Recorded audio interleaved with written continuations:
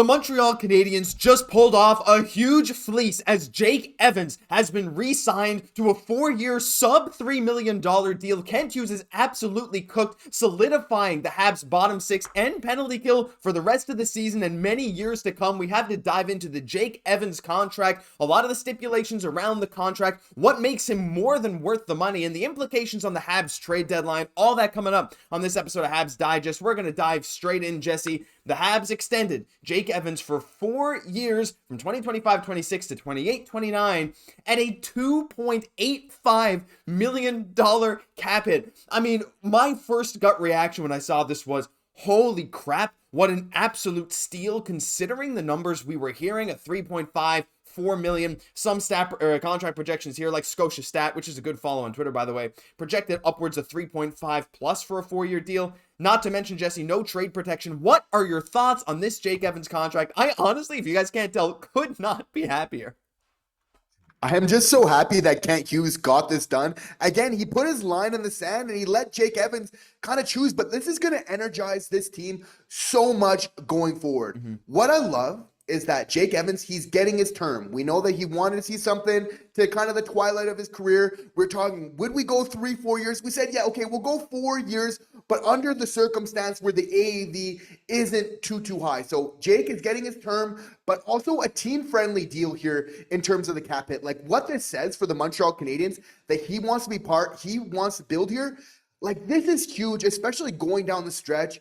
You have to feel like the team, what it's doing, not only is that kind of affecting Kent Hughes, but it's also affecting Jake Evans. He's saying, like, we got a chance at making the playoffs.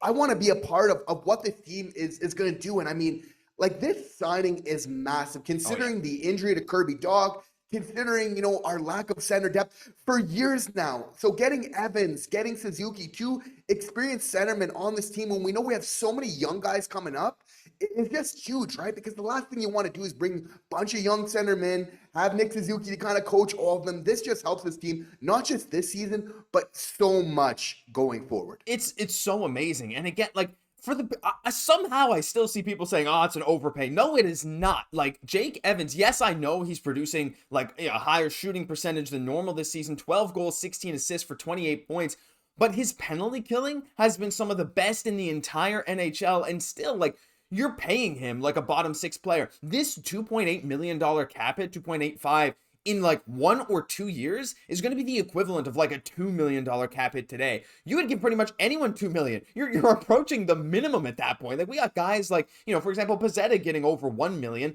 This is going to look like nothing. Every single team is going to want this kind of player for that cap hit, which is why I believe this is honestly an absolute heist. Like even Pierre LeBrun said here, Evans would have got more in the open market. That is an absolute fact that we know for sure. But apparently, Jesse, the talks just picked up again on Sunday, and Kent Hughes was basically like, look, I'm not giving you any trade protection. I'm sorry, not doing that. And this is what I'm comfortable offering you. 4 years, 2.85. If you want to take it, great. If not, we'll explore other options. And Jake Evans wanted to stay. And before I dive into some of the penalty kill stats, Jesse, I just wanted to highlight, first of all, how Kent Hughes absolutely cooked with this. Oh my goodness. He cooks every single chance he gets. But I want to point out how much this means for the team culture. To have a guy like Evans take way less than he would get on the open market. We were talking about team-friendly deals this whole time. I mean, what if he does? Look, I don't blame him if he wants to get the bag, whatever. But every single player right now in Montreal is accepting these deals that are going to look like steals, that already look like steals. These guys all want to stick together. Suzuki, even Slafkovsky asked today, he's like, I want everyone to stick around. Like, I really do. Like, they're all my friends. I think that speaks so much to the team culture right now that we are in. Like, we have maybe one of the best team cultures at this point in the league. The guys all saying they're best friends. It's like, I don't know. It's borderline unbelievable at this point, the vibes around this team.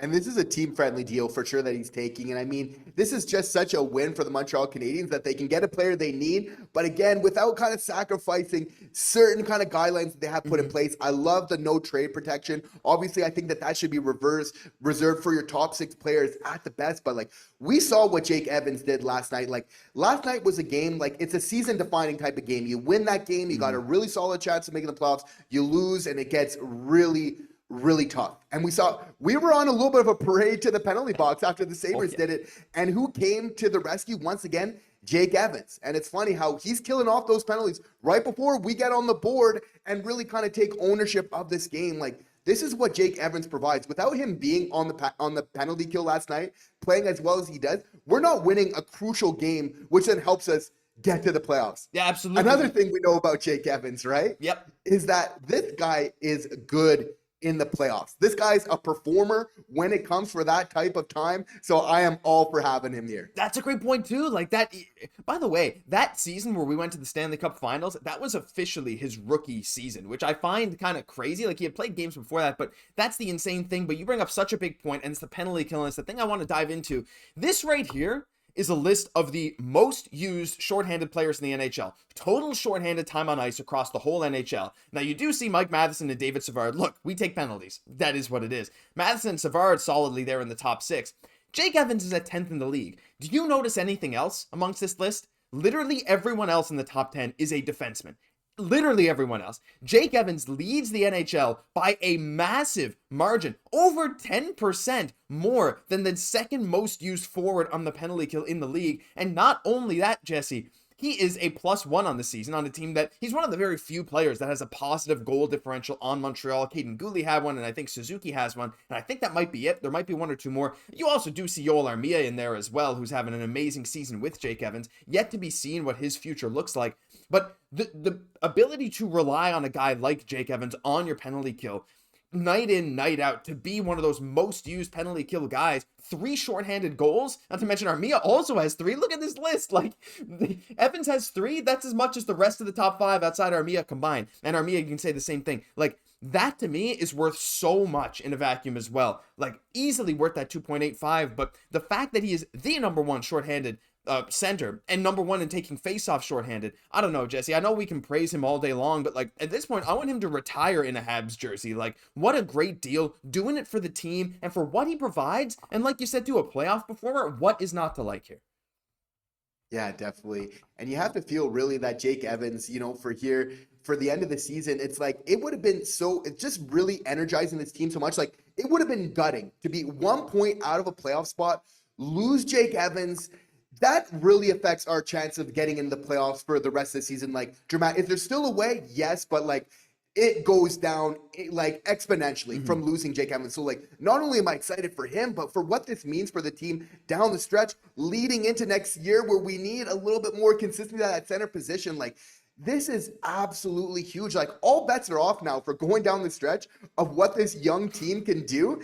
And you just have to be really excited right now if you're a Habs fan. I cannot be more excited. Like, you guys all know how much we love Jake Evans. Jake Evans has been one of my favorite Habs since he came up to the team. I know a lot of you guys love him too. And I know from experience, looking in the comment section, looking at the live stream chat when we're live, that this is less than I think most of us would have expected. So leave some love for our boy Jakey down below. We'll have more stuff coming out later today, I'm sure, breaking down all the ins and outs of everything. Plus, there's trades going down to the NHL. Who knows if Montreal will make a move, so stick around. But for now, that'll do it for this episode of Habs Digest. If you enjoyed, leave a like, comment, subscribe to the channel. Thank you all for watching. There is a lot more coming very, very soon. I'm Josh Gosse, my co-host, Jesse Poirier. We'll catch you in the next one.